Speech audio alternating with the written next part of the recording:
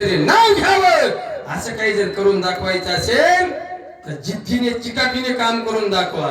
राजे शहाजींच्या डोक्यामध्ये एकच गोष्ट होती, पहिल्यांदा मला माझ्या समाजाने अडवलंय, आता मी अडवणार नाही. फार मोठी शोकांतिका महाराज, इतिहास फार मोठा आहे. तुमच्या आशीर्वादाने 10-10, 12-12 तास मी इतिहास सांगू शकतो आणि अजूनही मला येतं असं म्हणत नाही, मी अभ्यासच करतोय. राजे शहाजींचं जीवन मोरार जगदेवराव घोरपडे यांनी राजे शहाजींना पायबंद घातला. कारण राजे शहाजींनी त्याच काळामध्ये स्वराज्य स्थापन करायचं ठरवलं होतं. पण आपले माणसं इतके बदमाश आहेत, आपले माणसं इतके हरामखोर आहेत, पाय घालून पाळल्याशिवाय राहत नाही. आणि आपले माणसं आपल्या माणसाला कधी सहकार्य करत नाही. हो, पण आता सहकार्य करायला लागले. त्याला आता कळून चुकलं, आपल्या गवऱ्या मसन वाटत गेल्यात. आता जर आपण नाही एका जागेवर आलो तर नक्की लोक आपल्या गवऱ्यावर कोरडा भाजून खाल्ल्याशिवाय राहणार नाही. आता सारी एका जागेवर आले. मला इथे कोणाचा दिवस मसन नाही करायचा. पण लक्षात ठेवा सज्जन हो, जर आपल्या माणसाने आपल्या माणसाला सहकार्य केलं तर फार मोठी गोष्ट होत असते. वर्गपेटी मस्त. पण आपल्या माणसं आपल्या माणसाला सहकार्य करते, पायात पाय घालून पाळीते. मी एक गोष्ट सांगत असतो. गोष्ट मुंबईला प्रदर्शन भरलं,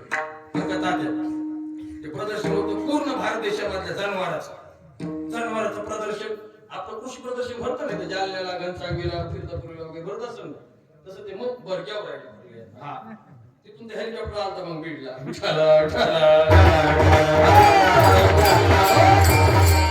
मुंबईला प्रदर्शन भरलं पूर्ण जनावरांचं. पूर्ण जनावरांचं प्रदर्शन भरल्याच्या नंतर कुणी गाढवा आणले, कुणी घोडे आणले, कुणी ते बैल आणले, कुणी उंट आणले, कुणी हत्या आणले, कुणी ते येडके आणले, कुणी ते अनेक पक्षी, अनेक जनावर आणले. ते परीक्षक असं टिपीत असताना असं पूर्ण फिरून आला आणि नेमकं आता राहिलं होतं आपल्याच महाराष्ट्रामध्ये. म्हणजे आपल्या महाराष्ट्रातल्या लोकांनी काय आणलंय, 2 पातेले दाखवले, 2 पातेले आपल्या प्रतिनिधींनी. चला म्हणले पातेले, पातेल्यामध्ये आपले प्राणी आहेत. त्या परीक्षकांनी पाहिलं तसं ते भेल महाग सरकलं असं. अहो म्हणजे ती बाहेर येईल ना, जावं ना ते आपल्याला, नेमकं काय ते. आपला प्रतिनिधी म्हणला ते बाहेर येत नाहीत आणि ते तुम्हाला चावणार सुद्धा नाही. म्हणजे कसं काय, ह्याला खेकडा म्हणतात, खेकडा.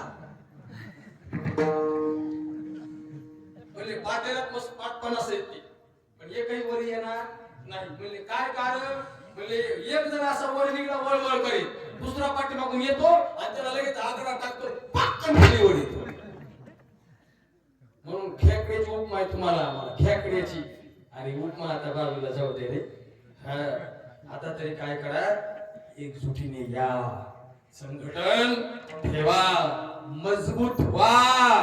कारण आता नाही तर कधी नाही. म्हणून लक्षात असू द्या सज्जन हो, आपल्या माणसाला सहकार्य करणं हे आपलं कर्तव्य आहे. आणि त्या काळामध्ये राजे शहाजींना बाकीचे हे शहा लोक घाबरायचे. ज्या बाजूला राजे शहाजी असतील त्या बाजूला ती शाही भरभक्कम असायची. एवढा मोठा तो शहाजान, तो सुद्धा लटलट कापायचा. त्या औरंग्याचा बाप शहाजी राजांना घाबरायचा. पण आपल्या लोकांमुळे राजे शहाजींना स्वराज्य निर्माण करता आलं नाही. अजून एक वाक्य तुम्हाला कधीच न ऐकलेलं बोलून जातो. तुम्ही कधीच ऐकलेलं नाही हे मला माहित आहे. कशाला स्वराज्य म्हणता सांगा मला कुणी. नेहमी नाव तुम्ही आम्ही ऐकतो, स्वराज्य स्वराज्य स्वराज्य. कशाला स्वराज्य म्हणतात काय माहिती. स्वराज्य निर्माण करायचे हा शब्द सर्वांनी ऐकलाय, 1000 वेळेस ऐकलाय, अनेक वक्त्यांनी सांगितलंय. पण नेमकं स्वराज्य म्हणजे काय. स्वतःच राज्य आणि त्याचाच अवलंब करून प्रजातंत्रामध्ये लोकांनी लोकांकरता राबवलेलं राज्य म्हणजे काय, लोकशाही. त्याचा अवलंब आहे. मला सांगा तुम्ही हे स्वराज्य निर्माण करण्याकरता पहिलं पाऊल कुणी उचललं. राजे शहाजीने उचललं.